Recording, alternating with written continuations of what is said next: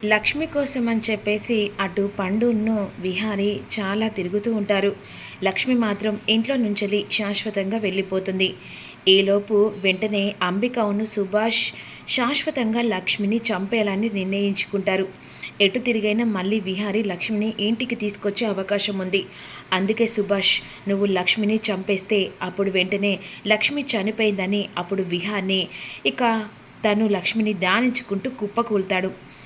తర్వాత మన చేతికి తిరిగి సామ్రాజ్యం మన యథావిధిగా వస్తుంది.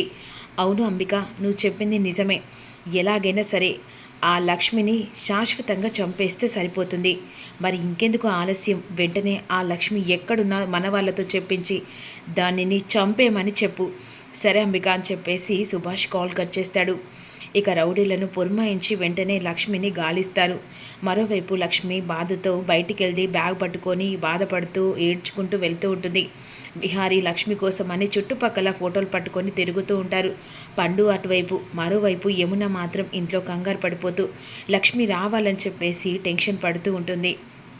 వదిన, నాకెందుకో భయంగా ఉంది వదిన. అసలు లక్ష్మి వస్తుందంటావా? ఒకసారి స్వామీజీని వెళ్ళి కలిస్తే దీనికి ఏదైనా పరిష్కారం చూస్తాడేమో అనే విధంగా వసుధ అంటుంది. సరే వసుధ అని చెప్పేసి యమున ఉన్ను వసుధ ఇద్దరు కలిసి స్వామీజీని కడవడానికి వెళ్తారు.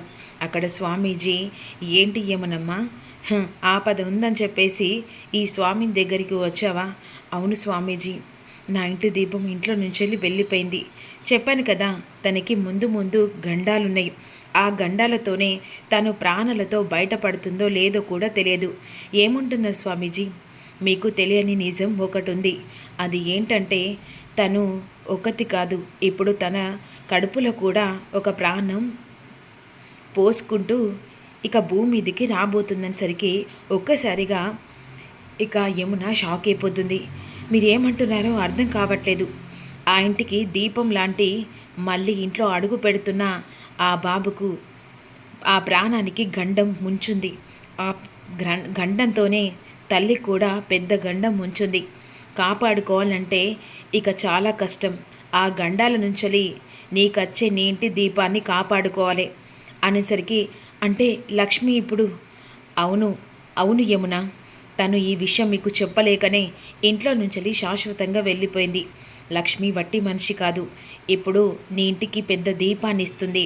తిరిగి మళ్ళీ వంశాన్ని నిలబెట్టడానికి ఇక ఆ ఇంటి వంశాంకురును రాబోతున్నాడు అనేసరికి వసుధను యమున చాలా సంతోషపడుతుంటారు. స్వామీజీ, నువ్వు చెప్పిన మాటలకు సంతోషపడను. లక్ష్మి ఇంట్లో నుంచి ఎవరికి చెప్పకుండా వెళ్ళిందనో ఇక బాధపడనో అర్థం కావట్లేదు. అమ్మ యమునమ్మ, తనకి ప్రమాదం ముంచుంది. ఆ ప్రమాదాన్ని కాపాడుకుంటే లక్ష్మిని కాపాడుకోవాలి. లేకపోతే ఆ ప్రమాదం నుంచి తన ప్రాణాలు కూడా పోయే పరిస్థితిలో ఉంది అని అంటుండగా, ఎలాగైనా సరే నా కోడల్ని నిన్ను కాపాడుకొని తిరిగి నా ఇంటికి తీసుకొని వస్తాను. అది ఇక తలరాత. ఆ తలరాతను ఎవ్వరి మార్చడం అసాధ్యం కదా అని విధంగా అన్న తర్వాత, పద వసుధ అని చెప్పేసి, వదిన ఒక్క నిమిషం, ఈ విషయం ఇంట్లో వాళ్ళకు తెలియకూడదు. ఇప్పుడు విహారికి తెలిస్తే చాలా టెన్షన్ పడతాడు. ఎలాగైనా లక్ష్మిని ఇంటికి తీసుకొచ్చే ప్రయత్నం చేద్దాం అనే విధంగా అంటుండగా, సరే అని చెప్పేసి వెంటనే ఇక అదే సమయానికి విహారికి ఫోన్ చేస్తుంది వసుధ. ఏమైంది విహారీ? లక్ష్మి ఆచూకు దొరికిందా? లేదతయ్య, లక్ష్మి కోసమే చుట్టుపక్కల చూస్తూ ఉన్నాం. లక్ష్మిని ఎలాగైనా ఇంటికి తీసుకొచ్చే బాధ్యత అనేది అని అంటుండగా, తిరిగి లక్ష్మితోనే ఆ ఇంట్లో అడుగు పెడతాను అని విధంగా అంటుండగా, ఈలోపు ఈ మాటలు వింటుంది. అదే సమయానికి, ఎలాగైనా నా కోడలు నా ఇంటికి తిరిగి రావాలి వసుధ అని అంటుండగా, నేను ఫోన్ మాట్లాడుతున్నాను వదిన, ఎలాగైనా విహారికి ఈ విషయం చెప్పచ్చు, కానీ ఇంకా టెన్షన్ పడతాడు. వాడి ఇంటికి వచ్చినాక ఈ విషయం చెప్దాంలే, లక్ష్మి ఇంటికి రావాలని ఆ దేవుణ్ణి వేడుకుందాం అని విధంగా అంటుంది.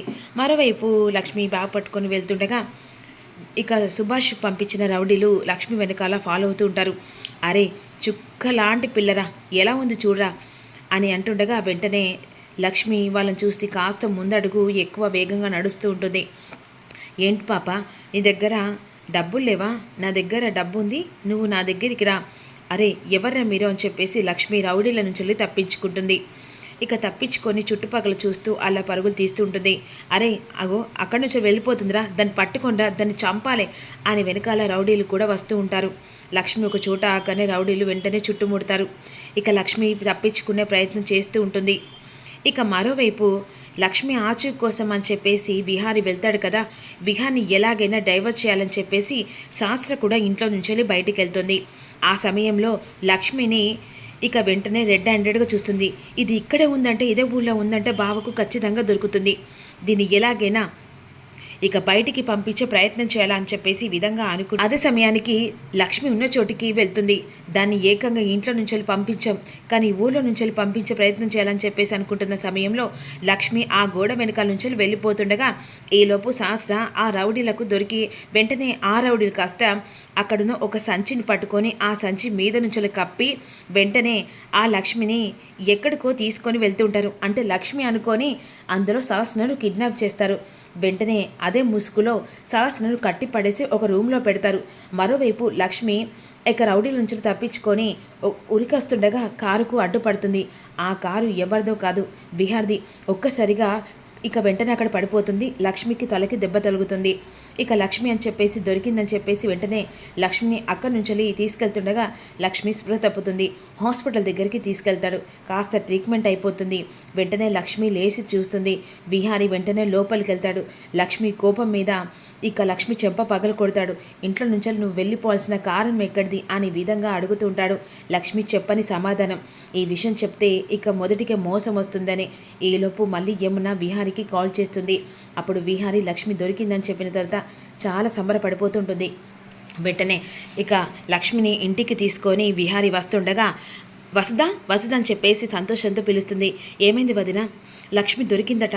లక్ష్మిని తీసుకొని విహారీ వస్తున్నాడట అనేసరికి అంబిక ఉన్న పద్మాక్షి షాక్ అయిపోతారు. ఇదేంటక్క, ఇది వస్తుందట, ఇదేంటి? నేను ప్లాన్ చేశాను కదా, దాన్ని ఎలాగైనా ఇంటికి వస్తుందని తను చంపేశాను కదా, ఈ సుభాష్ ఏం చేస్తున్నాడు అని ఈ విధంగా అనుకుంటుంటుంది. ఏంటక్క, శాస్త్ర చేసిన దానికి ఈ లక్ష్మి తిరిగి మళ్ళీ ఇంట్లో అడుగు పెట్టడం ఏంటి? అసలు నాకు అర్థం కావట్లేదు. ఈ శాస్త్ర ఏమైనట్టు అని చెప్పేసి శాస్త్ర ఫోన్కు చేస్తూ ఉంటాను. ఫోన్ స్విచ్ ఆఫ్ వస్తూ ఉంటుంది. ఇదేంటి దీని ఫోన్ స్విచ్ ఆఫ్ వస్తుంది? అసలు ఇది ఎక్కడికి వెళ్ళినట్టు ఫోన్ స్విచ్ ఆఫ్ చేసింది అని పద్మాక్షి కంగారు పడిపోతుంటుంది. ఈలోపు లక్ష్మిని తీసుకొని రానే వస్తాడు.